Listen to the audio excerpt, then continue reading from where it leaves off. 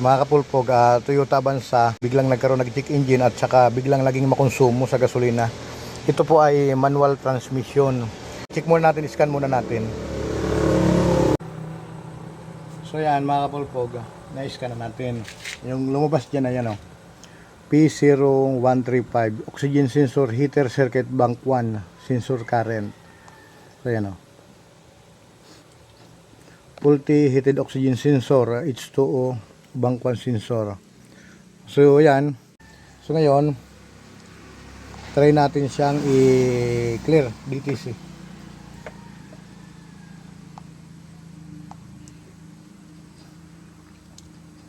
So ayan, hindi na di-delete yung kanya trouble code. Ngayon try natin pandarin. Yan, umaandar na. Naka-check engine pa rin. Try natin i-clear DTC. Ayan o.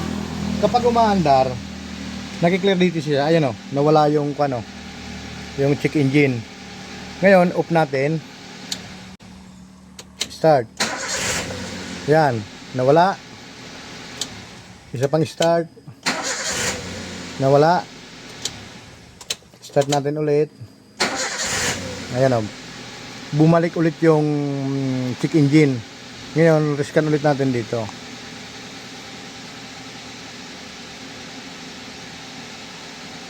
Ayan.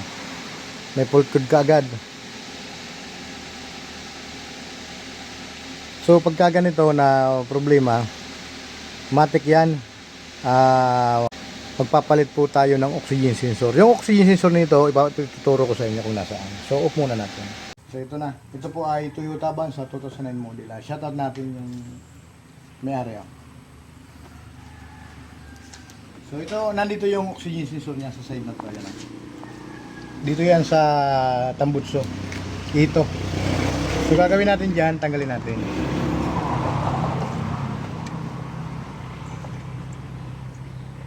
Ayan, nakasakit lang naman yan.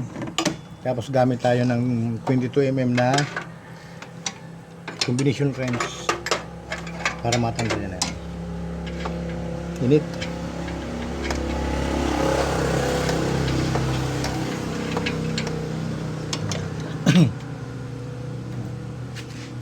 Kung makikita natin, puro dumi na yung oxygen sensor, pero sira na yan. Kaya pagka ganito na yung talaga niyan, mag-code ng P0135, ito yun, magpapalit talaga nito. Hindi ito madadala sa linis-linis lang. So ito na mga kapulpog yung bago natin na oxygen sensor. Ayan yung part number nya. Yan. Ito yung bago, ito yung luma.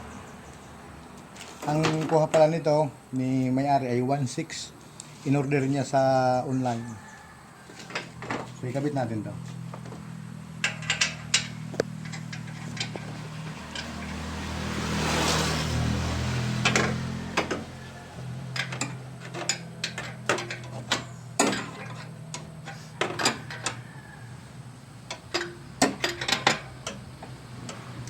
Kaya ang mangyayari kasi nito kapag sira yung sensor, nagiging matakaw sa gasolina.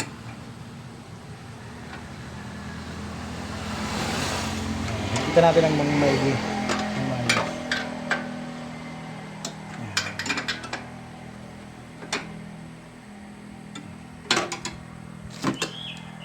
Salpak natin.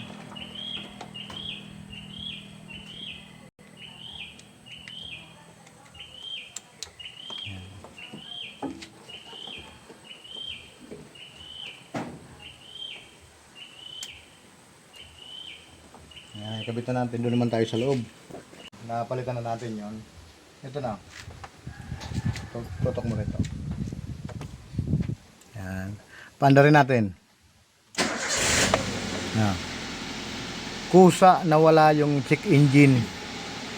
Kusa nawala yung check engine. Tapos dito naman, di ba, mayroon pang fault code nung iniskan natin, gawin natin, i-clear DTC natin yan.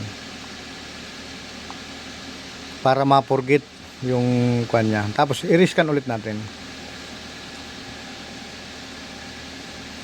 Kung magkakaroon pa. Ayan o. Yung ECM niya, wala nang check engine. Wala nang fault code. So goods na yan. Basta pagka ganon, nagkaroon ng check engine, tsaka naging makonsumo sa fuel, sa gasolina, matik yan, oxygen sensor, magpapalit po tayo.